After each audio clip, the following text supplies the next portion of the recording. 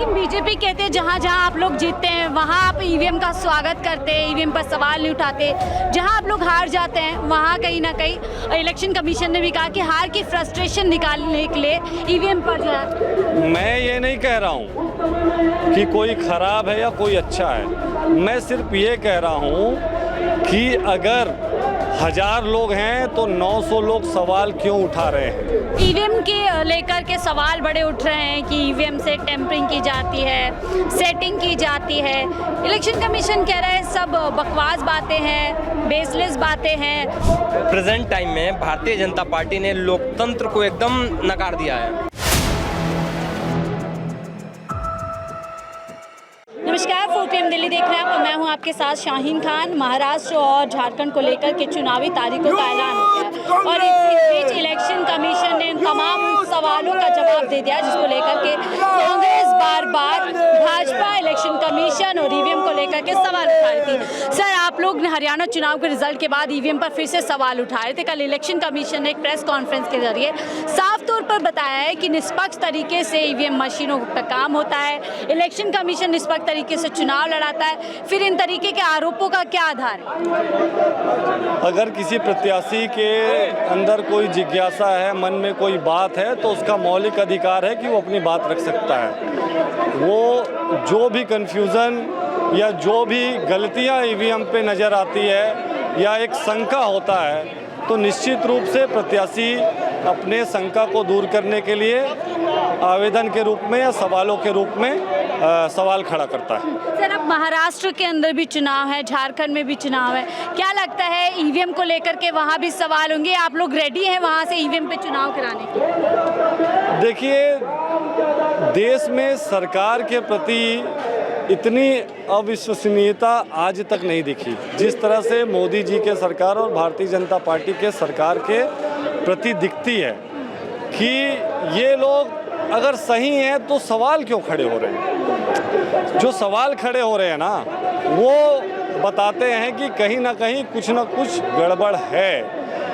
नेताओं के बयान इस तरीके से आते हैं कि हम सब देख लेंगे, हम सब कर लेंगे, रिज़ल्ट आने दो, ये वो दुनिया भर की बातें जो होती है वो कहीं ना कहीं एक शक को जन्म देती है और उस आधार पे चर्चा होती है। और हर पोलिंग पे या जब मतदान केंद्र पे मतगणना होती है तब जो सवाल आते हैं वो कहीं ना कहीं भ्रमित करने वाले होते हैं। और वो सवाल की वजह से एक सवाल ये खड़ा होता है कि सरकार या ईवीएम दोनों में क्या सही है। लेकिन बीजेपी कहते हैं जहाँ जहाँ आप लोग जीतते हैं वहाँ आप ईवीएम का स्वागत करते हैं, ईवीएम पर सवाल नहीं उठाते।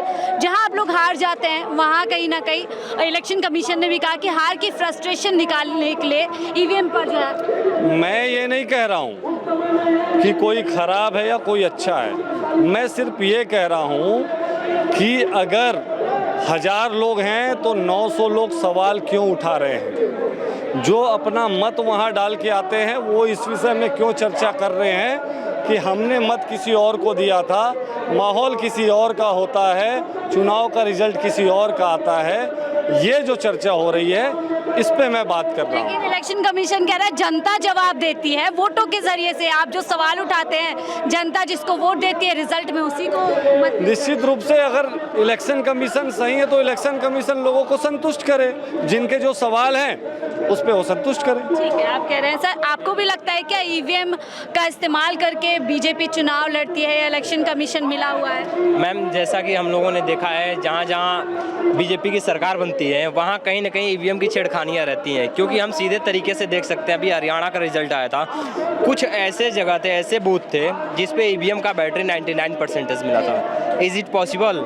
ये कभी संभव नहीं है। इलेक्शन कमीशन ने कल पूरा बताया कि कहीं पूरी चेकिंग होती है, 1 राउंड चेकिंग होती है, फिर एक प्रोसेस होता है, कुछ लोग वोट करके कहीं ज़्यादा वोट डाल के चेक किया जाता है, मॉक वोट। तो ऐसे में बैटरी इधर उधर होना निश्चित तौर से। अच्छा, अगर ज़्यादा मॉक वोट डालते हैं, मुश्किल से बमुश्किल 50 से मैक्सिमम 50 वोट डालते हैं ये मॉक वोट टेस्टिंग के लिए, उसमें क्या इनका लॉस होता है? अगर इतनी ही सेफ्टी है ईवीएम के थ्रू तो सीसीटीवी कैमरे के थ्रू क्यों नहीं उसकी निगरानी कर देते हैं? Is it possible? ये तो पॉसिबल है ना, ये भी तो कर सकते हैं। इनके पास ऑप्शन है लेकिन ये करना क्यों नहीं चाहते हैं? ये सोचने वाली बात है। रही बात हर चुनाव में कांग्रेस कुछ ना कुछ या विपक्षी दल कुछ ना कुछ ईवीएम को लेकर के आते हैं और आगे भी ये जारी रहेगा। यानी कि अब हो सकता है महाराष्ट्र चुनाव में भी आप सवाल उठाएंगे, झारखंड में भी, तो वो तो साफ तौर से अपने पल्ला झाड़ चुके हैं कि ऐसे ही चुनाव होने वाले हैं। मैम, जैसा कि हम आपको बता दें कि प्रेजेंट टाइम में भारतीय जनता पार्टी ने लोकतंत्र को एकदम नकार दिया है। अकॉर्डिंग टू बीजेपी की लोकतंत्र है ही नहीं, क्योंकि अगर वो थोड़ा सा भी लोकतंत्र को मानते ना तो इसके प्रति जो कहीं ना कहीं इसकी जवाबदेही देते हैं। क्योंकि हम अगर 1500 लोग हैं, 1500 लोग में अगर सीधा 1200-1400 लोग अगर इसके खिलाफ हैं, कहीं ना कहीं कुछ तो बात है। लेकिन सवाल ये भी उठता है ना, जम्मू एंड कश्मीर ज़्यादा ज़रूरी राज्य था, वहाँ पर बीजेपी ने क्यों नहीं खेल किया? हरियाणा के अंदर ही क्यों आपको लगता है कि ईवीएम? मैम, जैसा कि हम लोग जानते हैं अभी किसानों का मुद्दा, जवानों का मुद्दा रहा है जो हम लोगों का स्लोगन, तो कहीं ना कहीं ये भारतीय जनता पार्टी के अंदर ये डर थी कि अगर हम हरियाणा हार गए तो हम भारत हार जाएंगे, क्योंकि हरियाणा हमारे देश की राजधानी दिल्ली की बॉर्डर पे एकदम पड़ता है और कहीं ना कहीं ये उनके लिए मतलब बहुत बड़ी सदमे की कारण हो जाती है, जिसकी वजह से उन लोगों ने कहीं ना कहीं छेड़खानियां किया है। ठीक है, ईवीएम के लेकर के सवाल बड़े उठ रहे हैं कि ईवीएम से टेम्परिंग की जाती है, सेटिंग की जाती है।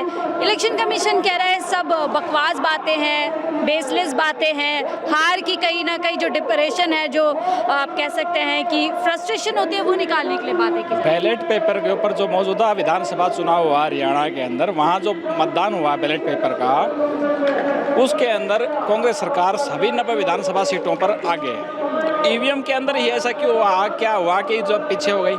जिन गांवों के अंदर, हरियाणा के उन गांवों के अंदर जहां बाकायदा बोर्ड भी लग गए थे कि बीजेपी के नेता और बीजेपी के मंत्री विधायक उस गांव में बढ़ने तक अलाउड नहीं थे, उस गांव वालों ने इतना विरोध किया, चाहे वो सोशल मीडिया का ज़माना, आजकल तो सभी वायरल भी हुई थी ये खबरें, उन गाँवों में भी बीजेपी कैसे जीत गई, ये प्रश्न चिन्ह है। जिन गांवों के अंदर बीजेपी के विधायक मंत्री अलाउड नहीं थे, पूरे के पूरे गांव बीजेपी के विपक्ष में मतदान करने जो कांग्रेस की आपसी कलह है उसके चलते कांग्रेस को वहां पर हार का सामना करना पड़ा और बीजेपी में पूरी तरीके से जाट वर्सेस जो अन्य पूरी जातियां वो एक हो गई होंगी। देखिए, लोकसभा का मैंडेट देख लीजिए आप, लोकसभा के अंदर हरियाणा के अंदर 10 में